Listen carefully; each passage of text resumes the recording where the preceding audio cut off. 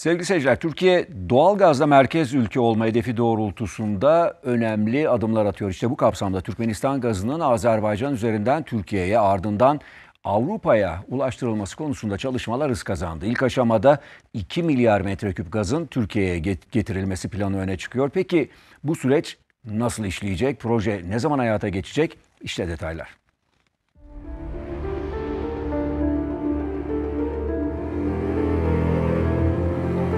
Türkmenistan doğalgazının Türkiye'ye ve Türkiye üzerinden küresel piyasalara arzı ayrı bir stratejik değer kazandı. Türkiye enerji merkezi olma yolunda emin adımlarla ilerliyor. Jeopolitik konumunun da gücünü kullanan Türkiye, Türkmenistan'la enerji alanında işbirliğine hazırlanıyor. Çok yönlü hem ekonomik hem diplomatik anlamda hem Türkiye'nin makro hedefleri noktasında elimizi güçlendirecek bir adımdır bu. Rusya-Ukrayna savaşının ardından Avrupa enerji sorunu yaşadı. Alternatif rotalara yöneldi. Türkmenistan bunlardan biri. Ancak Türkmen gazının Avrupa'ya taşınması için denkleme Türkiye'nin dahil olması şart. Bu kapsamda Türkiye ile Türkmenistan arasında ilk etapta mutabakat zaptı imzalandı. Anlaşmada doğalgaz ve hidrokarbon alanında önemli işbirliklerine yer verildi. Türkiye'nin bir doğalgaz ticaret merkezi olma hedefini tabii ki güçlendirir. Bu ön adımdan sonra dostlar pazarda görsün misali buradan bu şekilde başladıktan sonra Türk dünyası bir araya gelerek Trans-Hazar boru hattını kurmayla alakalı çalışmalar yapılacaktır gibi birçok farklı adım bu süreci izleyecektir. Peki Türkmen gazı Türkiye'ye nasıl taşınabilir?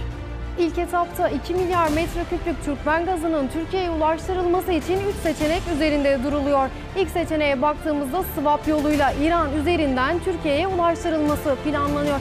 İkinci seçenekte yine swap yoluyla İran ve Azerbaycan üzerinden Türkmen gazının Türkiye'ye ulaştırılması planlanıyor. Üçüncü ve son seçenekte ise Türkmen gazının Türkiye'ye ulaştırılması için Hazar geçişli boru hattının kullanılması hedefleniyor. Türkiye'ye gelen gazın yine swap yöntemiyle Avrupa'ya ulaştırılması planlanıyor. Türkmen gazının Türkiye üzerinden Avrupa'ya gönderilmesi için kapı aralanmış durumda. Türkmenistan'ın enerji sektörüne Avrupalı yatırımcıları çekmeyi amaçlayan Uluslararası Enerji Forumu 24-25 Nisan tarihlerinde Fransa'nın başkenti Paris'te düzenleniyor. Türkmen Forum ile yerli ve yabancı enerji kuruluşlarının ev sahipliğinde düzenlenecek forumda enerji sektörüne yön verecek ikili anlaşmaların imzalanması bekleniyor. Türkmenistan 13,9 trilyon metreküplük doğal gaz rezerviyle dünyada 4. ülke konumunda.